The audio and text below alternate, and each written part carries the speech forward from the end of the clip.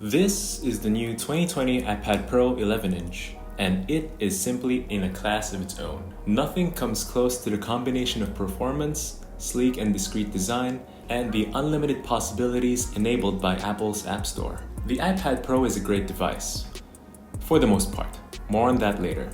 I've had the iPad Pro 11-inch for more than a week now. This particular variant retails for $899 US or 53,990 Philippine pesos.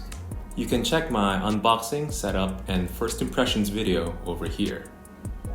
If you're still on the fence on getting one yourself, here are my thoughts, and hopefully I can help you make a purchasing decision.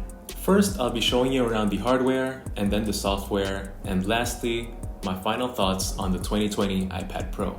Let's get to it!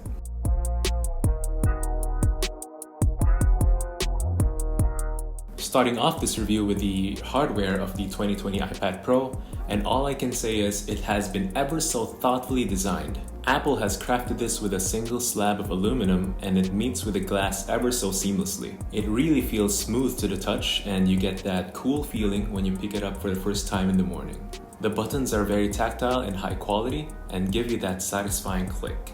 The sensors on the front are thoughtfully hidden, with one sensor intentionally left visible: the front-facing camera. This is so people know where to wipe or look when recording or doing video calls. The rounded corners are also thoughtfully designed. It's sharp enough to maximize screen size, but round enough to prevent it from digging into your hand when using it one-handed. The weight and dimensions of the 11-inch iPad Pro also strike a spectacular balance between portability, maneuverability, and screen size when using in both landscape and portrait mode. They even give you enough space on the bezel to hold onto it. Amazing job, Apple. One way I think the 11 falls short of the 12.9 is when using with the Magic Keyboard for prolonged sessions on a desk or on your lap. Sometimes it can feel a little bit cramped, but the 12.9 is more expensive and generally unwieldy. It compromises everything that the 11-inch does extremely well. The 11 also packs the same power and better battery life due to the smaller screen in a more discreet and portable form factor. It might as well have the best power to size ratio of any device ever created, in my opinion. One thing I do notice here is the absence of the ringer switch, which is present in previous models as well as other Apple products. Very minor thing.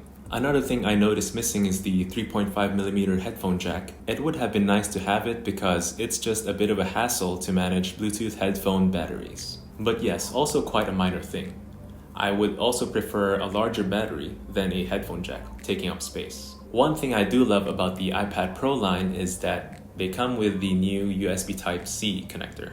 This simply enables so many possibilities, including HDMI out, or basically any USB-C dongle you might find. I even found this 16:1 USB hub from Basis that works well with the iPad Pro. You can also watch Fernando Silva's demo on his YouTube channel over here. Personally, I was amazed by it. Having USB Type-C basically means it's future-proofed, and that's a really important factor when buying any device, especially at this price point. With regards to audio, the quad stereo speakers deliver a satisfying and surprisingly immersive content consumption experience when using at arm's length. This was a pleasant surprise. YouTube videos and movies sound great with the iPad Pro. It also sounds really nice, and it's loud enough to fill a reasonably sized room, and then some. There's no distortion at higher volumes. The mids and highs are relatively articulate and somewhat spacious. The bass is fast, clean, and acceptable for most uses. But don't expect that heart-thumping bass when listening to hip-hop and R&B music. It's simply not possible to get hard-hitting bass from a device of this size. But I'd say they did everything they possibly could. Plus, with Bluetooth 5.0, you can connect and listen with up to 2 Bluetooth speakers simultaneously for an even better listening experience. It's a nice little quality of life improvement, and I just can't imagine getting a device with anything less than Bluetooth 5.0 in 2020. As for audio input, a big part of my own purchasing decision was actually the 5 studio-grade microphones in the 2020 iPad Pro. I knew it could replace my need of having to buy a separate microphone. I think they sound great, and they sound better than most microphones I've heard online. I've recorded the audio on this video from the iPad Pro microphones. I think the high-quality audio makes a big difference, ironically, in the overall video quality. Moving on to the screen of the 2020 iPad Pro, it's really great. The 120Hz refresh rate really helps in making the iPad Pro feel fast and smooth. It has made using my 60Hz refresh rate smartphone feel slightly dated now. The colors are accurate on this IPS LCD panel, important for content creators and artists.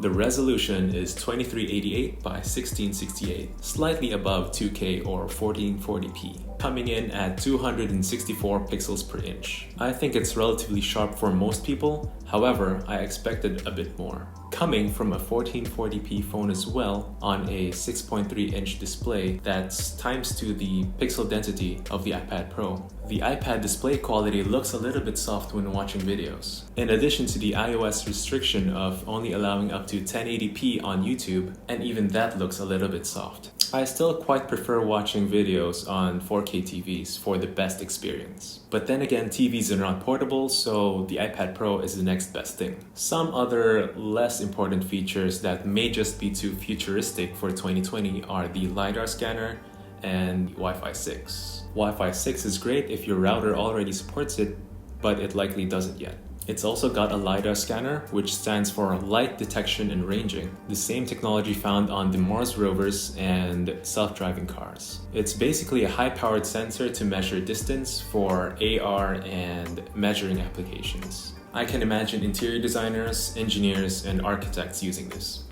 But personally, I just don't use AR all that much. The cameras on the 2020 iPad Pro are okay at best. The main camera is a 10 megapixel f1.8, the secondary ultra-wide camera is a 10 megapixel f2.4, and the front camera is a 7 megapixel f2.2. Color reproduction and dynamic range are good, but resolution and sharpness are not so good. This is just okay for document scanning and very casual photography and the occasional video call. Note that the front-facing cameras can record up to 1080p, which is actually better than all of the MacBooks. This is also another reason why I opted for the iPad Pro over a MacBook Pro. Also note that the camera array on the back is not as good as the iPhone 11 line. So please keep your mobile photography to your latest iPhone or Android phone, as those will be leaps and bounds better than taking photos and videos on the iPad Pro. Plus, it's just weird. Moving on to the software of the 2020 iPad Pro, I'm currently running iPadOS 13.5.1, and so far it's been great for the most part. There's a pretty solid learning curve to all the gestures on iPadOS. But once you get the hang of it, they feel pretty intuitive-ish. The Apple App Store is rich with pretty much any app you may want or need. From productivity to content creation and endless options for games, the App Store has it. It pretty much enables you to do whatever you want. However, iPadOS comes with big negatives as well. First, apps don't run in the background. For example, my Spotify playlists don't download offline when it's not the current active app. The same goes for rendering videos on LumaFusion and uploading videos to YouTube. Second, transferring files from Android or Windows to the iPad is a nightmare, despite both devices having USB Type-C. To make my videos, I had to transfer my files via Google Drive, and it's just a huge pain. Third, there are just some blaring bugs you find occasionally. Keyboard unresponsiveness, auto-rotate issues, opening pages or Keynote templates, occasional app crashes, and probably more that I have not found. You can do better than this, Apple, and hopefully iPadOS 14 can fix most of these. So, time to wrap things up. In summary, the 2020 iPad Pro is simply an engineering marvel. Apple's A12Z Bionic processor simply puts the iPad Pro in a class of its own. Given the insane processing power, minimal power consumption, and flawless thermal performance, it just works. This, combined with Apple's vast collection of fully optimized apps in the App Store, and thoughtfully designed hardware simply put the iPad Pro leagues ahead of its competition. When was the last time the iPad was even compared to another tablet, honestly? In addition, with the Magic Keyboard, the iPad has never been closer to being a laptop replacement than ever before. Overall, it's simply in a class of its own. But who is it for? For content creators, the 2020 iPad Pro could be the only device you need. Touch input, pen input via the Apple Pencil, keyboard and trackpad input via the Magic Keyboard, even audio input via the studio-grade microphones, the super-fast A12Z Bionic processor, and the rich Apple app ecosystem combined to give you a powerhouse of a device that seamlessly removes the barriers to creating content. Heck, it even finally pushed me to pursue my decade-old dream of starting a YouTube channel. So I guess my videos speak for themselves, and I am a testament to this. I truly believe that the iPad Pro is the device for you. It will basically pay for itself if you're a professional content creator. But it's a bit of a different story for professional office work. In my case, I'm a project management officer, or PMO, and an IT project manager at an IT consulting firm for the banking and wealth management industry. I work with a lot of spreadsheets, pivot tables, emails, and project management tools. There are simply things that are not possible on the mobile versions of Office apps. Here are some of my pain points. On Excel, there are certain files that I can't open on Excel Mobile. Also, I can't create pivot tables nor name tables. You can't manage Microsoft Teams, and certain tabs don't show in Teams natively. Lastly, on Outlook, there's no way to attach emails to another email, all of which are possible on the desktop versions of these apps. The iPad is still quite a ways away from being an actual laptop replacement, hampered only by iPad OS and mobile apps, as it simply cannot do 100% of the things I need my Windows PC for as an IT professional. But I'd say I think it can do about 90% now. And I'm very much hopeful that developers will gradually update their apps as time passes. And I'll have the iPad Pro ready when that happens. And so there you have it. Do you want to get the 2020 iPad Pro for yourself? You can watch my Philippine buyer's guide over here. As always, if you found this video useful or you liked the video, please like the video. Subscribe for more tech videos, and I'll see you guys in that next video. Thanks for watching.